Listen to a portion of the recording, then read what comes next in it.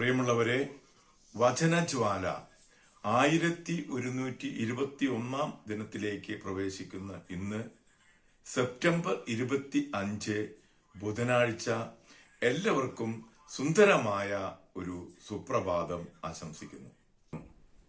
Europe തീർത്ഥാടനം 10ാം ദിവസത്തിലേക്ക് പ്രവേശിക്കുന്ന ഇന്ന് ഒളിമ്പിക്സ് നടന്ന പാരീസ് സിറ്റി ടൂറിന് തയ്യാറെടുക്കുകയാണ്.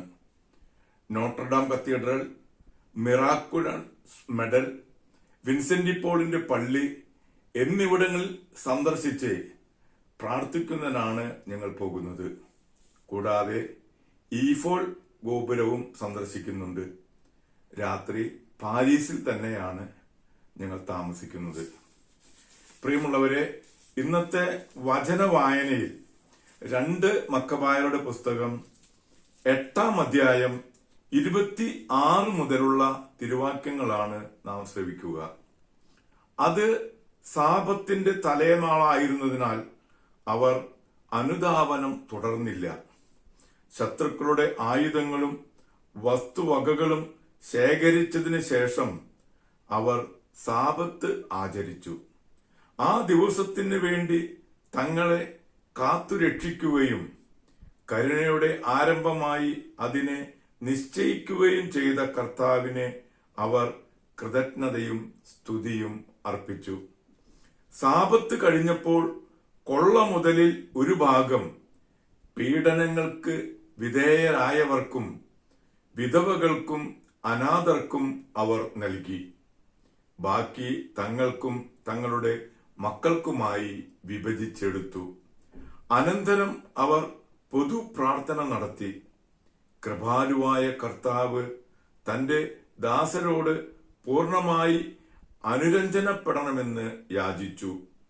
അവർ തിമോത്തയോസിന്റെയും ബിക്കിദസിന്റെയും സേനകളോടുള്ള സംഘട്ടനങ്ങളിൽ 20,000-ത്തിലധികം പേരെ കൊല്ലുകയും ചില ഉയർന്ന ശക്തിദുർഗങ്ങൾ പിടിച്ചെടുക്കുകയും ചെയ്തു.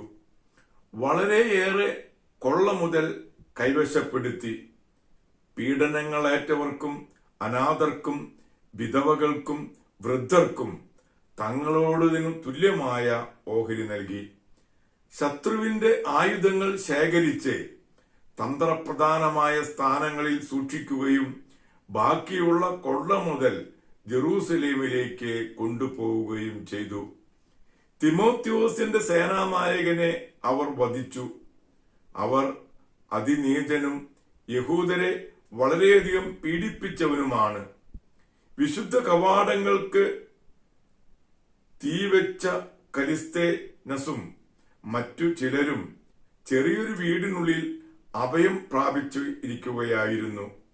അവരെ യഹൂദർ തങ്ങളുടെ പിതാക്കന്മാരുടെ നഗരത്തിൽ വിജയോത്സവം ആഘോഷിക്കുന്ന വേളയിൽ അഗ്നിക്കിരയാക്കി. അവർക്ക് തങ്ങളുടെ അധർമ്മത്തിന് തക്ക പ്രതിഫലം കിട്ടി.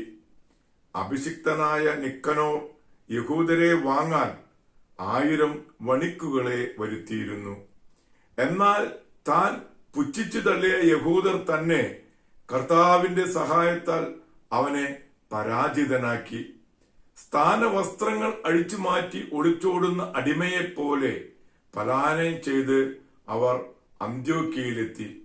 സ്വന്തം സൈന്യത്തെ നശിപ്പിക്കുന്നതിൽ മാത്രമേ അവൻ വിജയിച്ചുള്ളൂ.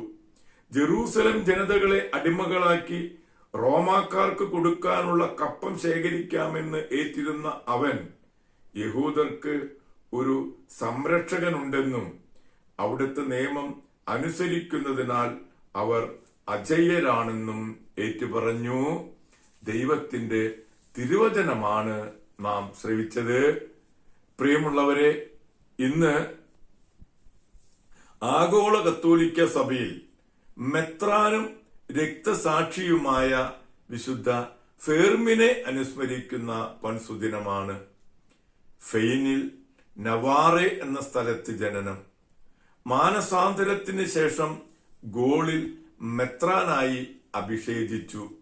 തുടർന്ന് കുറെ സ്ഥലങ്ങളിൽ സുവിശേഷം പ്രസംഗിക്കുവിൻ, ആമീൻസിൽ ഒരു വലിയ പള്ളി പണിയുകയും ചെയ്തതിനു ശേഷം അവിടെ വെച്ച് തന്നെ രക്തസാക്ഷിത്വ മകുടം ചൂടുകയുമാണ് ചെയ്തത്.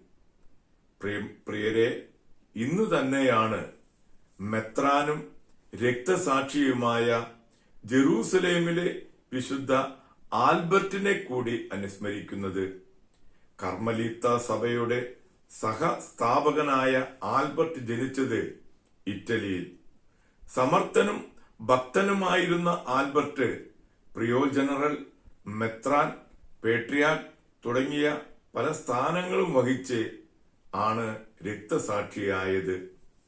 ഇരു രക്തസാക്ഷികളെയും, വിശുദ്ധ ഫെർമിനെയും വിശുദ്ധ ആൽബർട്ടിനെയും അനുസ്മരിച്ചുകൊണ്ട് ഇന്നത്തെ ഈ നല്ല ദിവസത്തിലേക്ക് നമുക്ക് പ്രവേശിക്കാം. എല്ലാവർക്കും നല്ല ഒരു ബുധനാഴ്ച ദിവസം ആശംസിക്കുന്നു. Thank you.